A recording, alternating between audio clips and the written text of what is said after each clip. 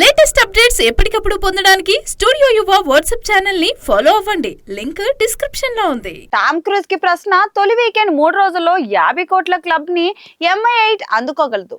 Talk బాగుంటే భారతదేశం నుంచి టామ్ సినిమా 100 కోట్లు కొల్లగొడుతుందని అంచనా. భారత్ పాక్ మధ్య అణుయుద్ధాన్ని ఆపనని ప్రకటించాడు డొనాల్డ్ ట్రంప్.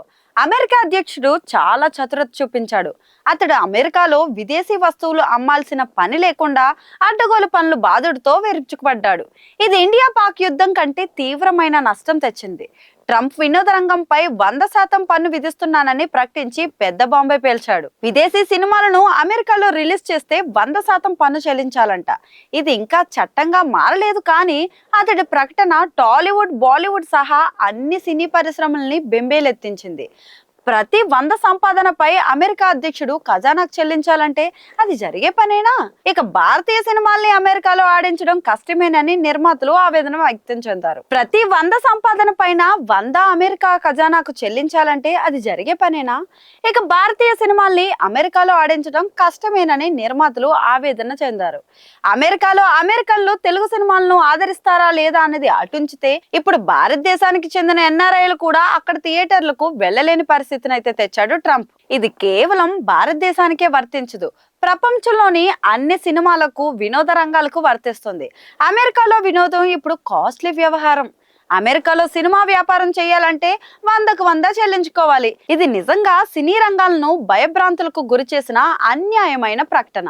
ఇలాంటి క్లిష్ట కాలంలో అమెరికన్ టామ్ క్రూజ్ తెరకెక్కించిన MI8 mission impossible 8 the final reckoning భారతదేశం సహా ప్రపంచ దేశాల్లో విడుదలకైతే సిద్ధమైంది.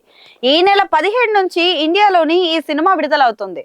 టామ్ క్రూజ్ MI సిరీస్ కి ఉన్న క్రేజ్ దృష్ట్యా ఈ చిత్రం మన దేశంలో మొదటి రోజు 20 కోట్లు వసూలు చేస్తుందని అంచనా. తొలి 3 రోజుల్లో 50 కోట్ల క్లబ్ ని MI8 అందుకోగలదు. టాక్ బాగుంటే భారతదేశం నుంచి టామ్ సినిమా 100 కోట్లు కొల్లగొడుతుందని అంచనా. ఎలాగా అమెరికన్ సినిమాలు భారత్ లో విడుదలైతే ఇక్కడ ప్రభుత్వాలు సుంకం పరిమితంగానే వసూలు చేస్తాయి. అందువల్ల వారి చిత్రాలకు ఎలాంటి డోకా లేదు. కానీ భారతీయ సినిమాల్ని అమెరికాలో ఆడించాలంటే ఎలా? జిత్తులు మారి ట్రంప్ అడ్డగోలుగా మోకాలు అడ్డేశాడు. మరి ఇలాంటి సమయంలో టామ్ క్రూజ్ కి ప్రమోషనల్ ఇంటర్వ్యూలో ఒక ప్రశ్న ఎదురైంది. విదేశీ సినిమాలపై 100% పన్ను విధించారు కదా, దీనిపై మీ అభిప్రాయం ఏంటి అని విలేకరు ప్రశ్నించాడు.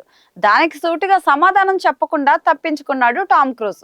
మేం సినిమా గురించి ప్రశ్నలకు సమాధానం ఇవ్వడానికి ఇష్టపడతాము, ధన్యవాదాలు అని టామ్ క్రూజ్ తప్పించుకున్నాడు. నా సినిమా గురించి అడగండి, చెబుతాను అని ఎస్కేప్ అయ్యాడు. ఒక విధంగా పన్నులు, ప్రభుత్వ పాలసీల గురించి ప్రశ్నించొద్దని సూటిగానే చెప్పేశాడు. ట్రంప్ అడ్డగోలు ఆలోచనలతో ఇండియన్ సినిమా చాలా నష్టపోతుందని అంచనా. ఇకపై మన సినిమాలను అమెరికాలో రిలీజ్ చేస్తారా లేదా, అసలు ఏం జరగబోతుంది అన్నది వేచి చూడాలి.